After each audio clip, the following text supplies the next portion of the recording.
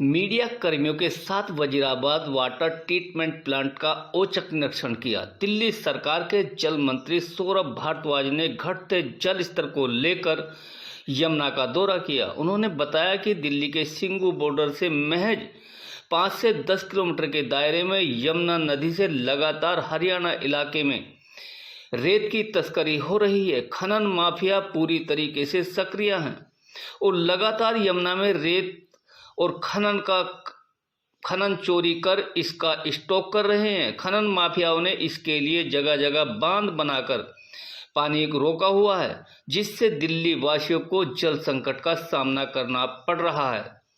जल मंत्री ने बताया कि सरकार लगातार हरियाणा सरकार के संपर्क में है और उनसे बात कर रही है ताकि यमुना के घटते जल संकट को कम किया जाए। वहीं हरियाणा के हथनीकुंड बैराग से यमुना में पर्याप्त रूप से पानी नहीं छोड़ा जा रहा है।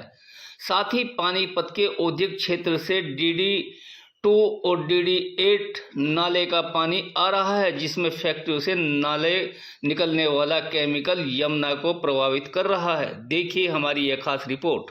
सैंड माइनिंग चल रही है। नेक्स्ट दिखाएंगे। ये देखिए, ये पुल है तो इधर यमुना है, ये पुल है तो इधर यमुना खत्म, क्योंकि आपने यमुना के ऊपर पुल बना दिया। और इसके ऊपर आप देख सकते हैं टायर के निशान है, तो इस पे दिन रात जो है जो रेती है उसकी स्मगलिंग करके टायर ये ट्रकों से, ये पूरा इलीगल है। यहाँ कोई लीगली अलाउड ही नहीं है, यहाँ पे रेत निकालना अलाउड नहीं है, कोर्ट्स के ऑर्डर है।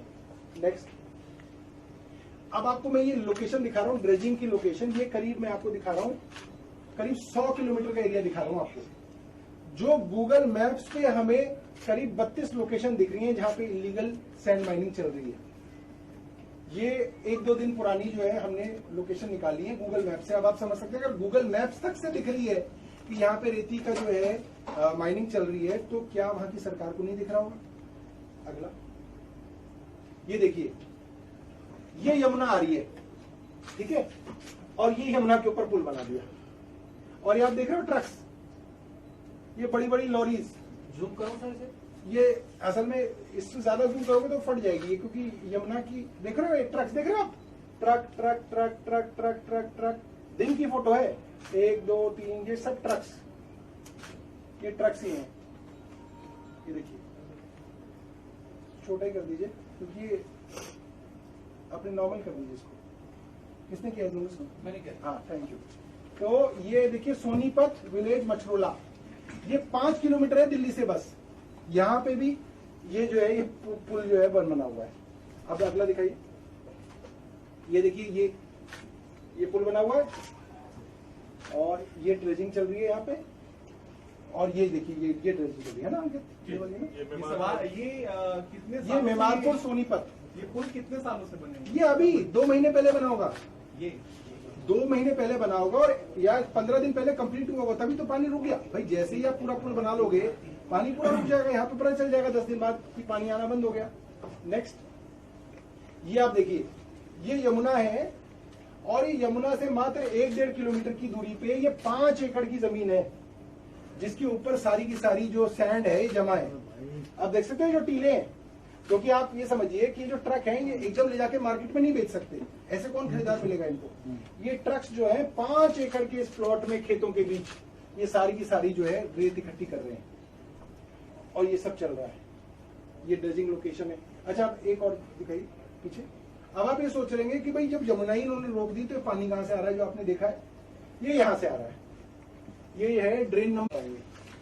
देखिए, ये यमुना का जो इलाका है ना, सारा का सारा हरियाणा के अंदर है। यहाँ दिल्ली शुरू होती है कहीं पे, पल्ला के बाद में, ठीक है। ये हथनीकुंड बराज है, जहाँ पे मेनली जो है ये डिसाइड होता है कि कितना पानी यहाँ नीचे आएगा। और ये हमारा ताजे वाला बराज है, यहाँ पे कंट्रोल होता है कि कितना पानी जो है दिल्ली के लिए छोड़ा जाएगा, जिसके लिए कई बार सुप्रीम कोर्ट्स और हाई कोर्ट्स के ऑर्डर है कि भाई इतना पानी आप यहाँ छोड़ें कि इसका 1/3 पानी यहाँ दिल्ली में पहुंचे। 1/3 क्यों पहुंचेगा?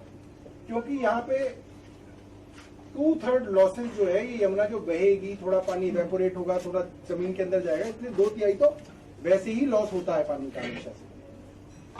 अब क्या है कि इस वाली यमुना के अंदर यहां से लेकर यहां तक, मैं आपको इलाका दिखाऊंगा अभी अगली स्लाइड में, आप बस समझ लो। यहाँ पे बड़े लेवल पे भू खनन हो रहा है। सैंड माफिया जो है, रेता माफिया जो है, यहाँ पे रेत की जो है स्मगलिंग कर रहा है। तो पहले तो खुदाई हो रही है यहाँ पे बड़े पैमाने पे, एकड़ों में उसको जमा करा जा रहा है।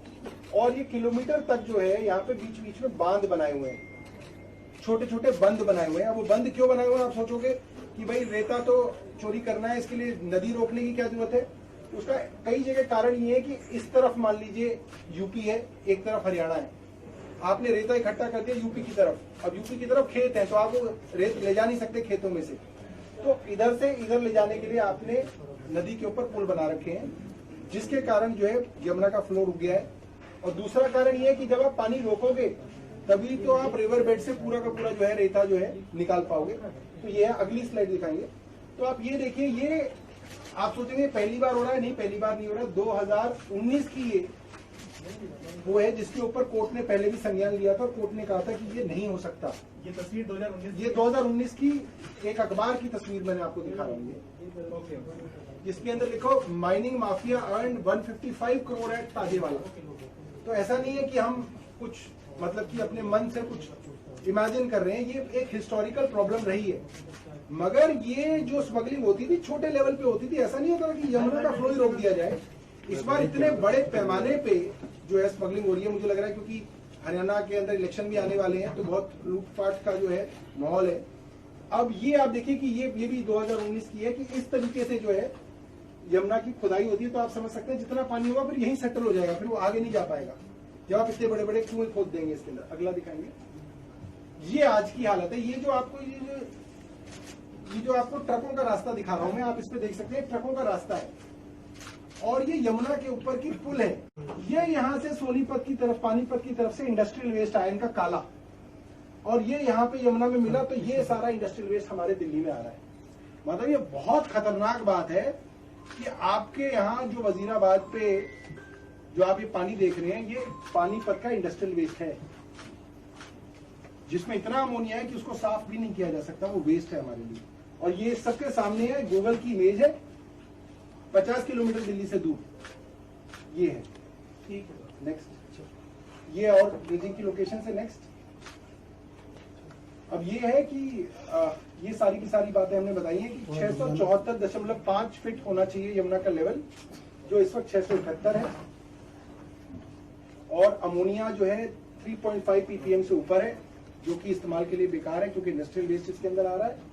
और जो हमारा जनरली जो है 734.5 फीट पे अगर यमुना रहती है तो हम यहाँ पे करीब 83 MGD पानी उठाते हैं, 83 मिलियन गैलन्स पर डे पानी उठाते हैं। और आज की डेट में हम 4-5 MGD से ज्यादा पानी यहाँ से नहीं उठा पा रहे। सप्लाई इस तरह से पूरी हो रही है कि जो वजीराबाद के जो ट्रीटमेंट प्लांट है वहां पे हैदरपुर से पानी डाइवर्ट कर रहे हैं और उसको ट्रीट करके वजीराबाद के कमांड एरिया के अंदर जो है हम जितना होना चाहिए उसका लगभग आधा पानी दे रहे हैं। तो वजीराबाद का भी पानी घट रहा है, हैदरपुर का भी पानी घट रहा है और चंद्रावल का भी पानी घट रहा है। ये आपने 83 MGD बीइंग लिफ्टेड आपने लिखा हुआ है।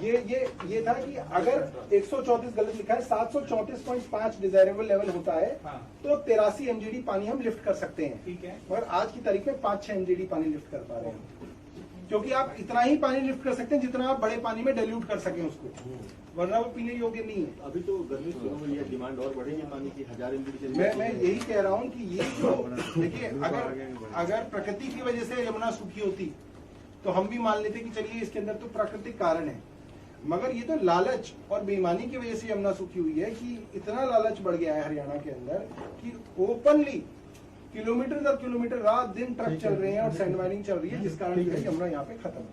Communication irrigation department Haryana Haryana से तो लगातार कम्युनिकेशन जा रहा है हमारा, उनके लोग हमारे कांटेक्ट में रहते हैं। मगर देखिए कि वो पानी का विभाग एक अलग विभाग है, यहाँ के पानी के विभाग को कुछ कहेंगे तो वो कैसे रोकेगा? ये तो सरकार के लेवल पे दबिश अगर करी जाएगी सैंड माफिया के ऊपर तब वो रुकेगा, वरना कोई पानी का विभाग कैसे रोक देगा किसी को?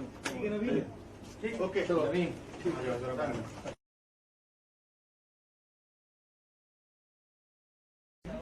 यहाँ पे रेत बेड खनन, जो है इस एरिया में भी रेत खनन चल रहा है 2 किलोमीटर पीछे। और जिसकी लगातार सोशल मीडिया पे वीडियोस भी चली हैं। बिल्कुल, उसका भी मामला हमारी पिटिशंस कमेटी में था। डिविजनल कमिश्नर साहब को बुलाया गया था, मगर अश्विनी कुमार जी से जब भी किसी इलीगल चीज के ऊपर बात करते हैं तो वही कहते हैं इसकी जांच तो हम करेंगे, मगर जांच क्या कर रहे हैं वो जो है विधानसभा में नहीं बताएंगे। और कल चीफ सेक्रेटरी साहब से इस बात के ऊपर चर्चा हुई है विधानसभा के अंदर, स्पीकर साहब मौजूद थे, कि भाई अगर दिल्ली के अंदर इस तरीके के इलीगल काम चल रहे हैं तो अफसर कैसे कह सकते हैं कि हम दिल्ली विधानसभा को नहीं बताएंगे, ये काम हमारा है, हम कर लेंगे। वहीं सर टैंकर माफिया भी है यमुना किनारे, वो दिल्ली सरकार को पानी दे रहे हैं। बिल्कुल उसके ऊपर काम करना चाहिए, और जो अफसर काम नहीं कर रहे उनको सस्पेंड करना चाहिए। हमारे पास तो पावर नहीं है, एलजी साहब उनको सस्पेंड करें। आदेश की अवहेलना है तो क्या कोर्ट का विरोध करेंगे आप? कोर्ट के आदेश की अवहेलना बता रहे हैं। देखिए, कोर्ट तो है आखिरी विकल्प होता है, मगर अगर हमारे कहने से और हमारे बताने से कुछ फर्क पड़ता है तो हम कोशिश करेंगे कि वो पहले हो। सौरभ, अब ये बता दीजिए कि दिल्ली के किन किन इलाकों में असर पड़ेगा, इलाकों के नाम बता दीजिए, कितना पानी कम सप्लाई होगा। बहुत इंटरेस्टिंग क्वेश्चन है, क्योंकि हर आदमी ये सोचता है कि भाई चलिए यमुना के अंदर जो है पानी नहीं लिफ्ट हो रहा तो दिल्ली के कौन से इलाकों में फर्क पड़ेगा। तो इसका सही उत्तर ये है कि बेसिकली तो इस कमांड एरिया के अंदर ज्यादातर हमारा पूरा का पूरा ल्यूटेंस दिल्ली आता है, ठीक है, पूरा सेंट्रल दिल्ली आता है, पूरा आपका ये जो पटेल नगर वाला इलाका है, करोल बाग वाला, राजेंद्र नगर वाला, ये पूरा इलाका आता है। मगर बड़ी बात, वैसे तो साउथ का भी इलाका आता है, मगर मोटी बात ये है कि जब यहाँ पे पानी नहीं आता तो हम हैदरपुर प्लांट से पानी शिफ्ट करते हैं यहाँ पे, ताकि ये प्लांट थोड़ा तो चले। तो जो हैदरपुर के कमांड वाला एरिया है वो सारा भी बैठ जाता है, थोड़ा पानी और इलाकों से शिफ्ट किया जाता है। तो ओवरऑल इसका असर सबसे ज्यादा तो इस सेंट्रल दिल्ली और साउथ दिल्ली में पड़ता है, मगर बड़ा असर इसका पूरी दिल्ली में देखने को मिलेगा, क्योंकि जो हैदरपुर के भी प्लांट के एरिया हैं उनका भी पानी कम हो गया, क्योंकि वो पानी जो है इधर शिफ्ट किया जा रहा है, क्योंकि जो हमारी वो है पाइपलाइन से उससे शिफ्ट कर रहे हैं। तो ओवरऑल पूरी दिल्ली में ये बड़ा संकट है। यमुना के पानी से लगभग 40% करते हैं, और आप मान सकते हैं यमुना का पानी लगभग 5% और इनसे ज्यादा हिल रहा है। सौरभ, सवाल ये है कि क्या होली में आप ये लोगों को सुझाव दे रहे हैं कि पानी का कम इस्तेमाल करें? होली का त्योहार भी है, जाहिर सी बात है, और पानी की सप्लाई कितने दिन से कितने दिन तक प्रभावित रहेगी, और आप उसके समाधान के लिए क्या कर रहे हैं? देखिए, होली तो लोग खेलते हैं, और होली के ऊपर जो है इस कमी को लगाना ठीक नहीं है, मगर ये है कि बहुत ज्यादा पक्के रंग ना इस्तेमाल करें, वरना पानी ज्यादा खर्च होगा धोने में। थोड़े कच्चे रंग इस्तेमाल करें। और ये जो पानी आप देख रहे हैं, आप सोचेंगे भाई यमुना को अगर रोक रखा है तो ये पानी कहाँ से आया? ये दो नालों का पानी है, DD8 और DD2। ये दो नाले हैं जिनका इंडस्ट्रियल वेस्ट जो है, रासायनिक पानी जो है वो यहाँ पे आ रहा है, इसलिए इसके अंदर अमोनिया इतना हाई है कि इसको साफ भी नहीं किया जा सकता। तो ये पानी दिख तो रहा है, मगर इसको भी हम इस्तेमाल नहीं कर सकते। थोड़ा बहुत पानी इसका आप डाइल्यूट करके इस्तेमाल कर सकते हो, मगर उसके लिए भी तो पानी चाहिए। इंडस्ट्रियल वेस्ट पहले भी आता था, मैं ये नहीं कहूंगा कि हरियाणा पहली बार इंडस्ट्रियल वेस्ट भेज रहा है, मगर जब इंडस्ट्रियल वेस्ट आता था और यमुना का पानी पीछे ताजेवाला से आता था तो वो डाइल्यूट हो जाता था, हमारे लायक था कि हम उसको फिल्टर करके दिल्ली वालों को दे सके। अब सिर्फ जो है नाले का पानी आ रहा है, यमुना वहां रोकी हुई है जैसा आपको दिखाया, और हाई कोर्ट के साफ साफ ऑर्डर्स हैं हरियाणा सरकार को कि ये जो सैंड माफिया है, पहली बात तो ये वैसे ही लीगल है, ये गैर कानूनी है। इतने बड़े लेवल पे सैंड माफिया चल रहा है, क्या हरियाणा सरकार की आंखें बंद है? मैं आपको 5 एकड़ का मैंने आपको प्लॉट दिखाया जिसके अंदर भर के रेती भरी हुई है। यूपी की तरफ से ट्रक जो है, पहले तो ड्रेज की जाती है। आप इस बात को समझिए, क्या है कि अभी इसमें से मैं रेती निकालना चाहूँ तो नहीं निकाल पाऊंगा, कैसे निकालूंगा? तो अगर ये पानी रोका जाएगा तो, और ये नदी खाली की जाएगी तो इसके बेड पे ड्रेजिंग की जाएगी और वो सारी मिट्टी निकाली जाएगी।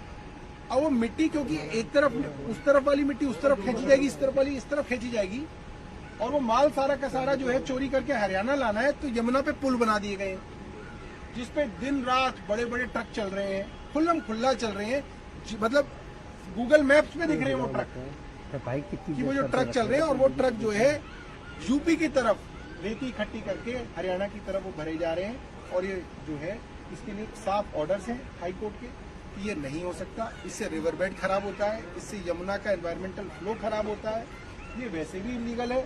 और अगर आप जगह जगह गड्ढे करते हैं, आप इस बात को भी समझिए, जब आप जगह जगह गड्ढे कर देंगे 8 किलोमीटर लंबे स्ट्रेच में, तो पानी तो वहीं रिस जाएगा सारा का सारा, वो पानी यहाँ कहाँ पहुंचेगा? इसके समाधान के लिए क्या कुछ आप लोग कदम उठा रहे हैं? क्या हरियाणा सरकार से बात हुई? देखिए, हरियाणा सरकार से भी हमने कहा है और आप लोगों के माध्यम से भी मैं कह रहा हूँ, ये संकट जो है किसी पॉलिटिकल पार्टी का संकट नहीं है, आम आदमी पार्टी का संकट नहीं है कि भारतीय जनता पार्टी वाले खुश हों। ये दिल्ली का संकट है। दिल्ली में राष्ट्रपति भवन भी है, पार्लियामेंट भी है। इस चीज को समझें, और अगर इलीगल माफियाओं के साथ हरियाणा सरकार खड़ी दिखेगी तो ये देश के लिए भी कोई अच्छी बात तो नहीं है। सर, यहाँ से 2 से 3 किलोमीटर पीछे दिल्ली के जो एरिया पड़ता है वहाँ भी सैंड माइनिंग हो रही है। इस पर दिल्ली सरकार ने कोई एक्शन नहीं लिया है।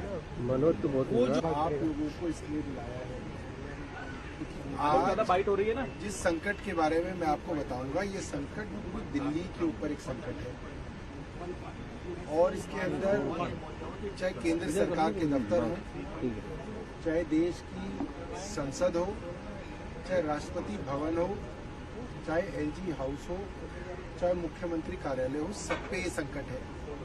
और ये संकट इतना विकट है कि जो हालात यमुना के पिछले साल मई में हुए थे, वो हालात इस साल फरवरी 23 से देखने को मिल रहे हैं।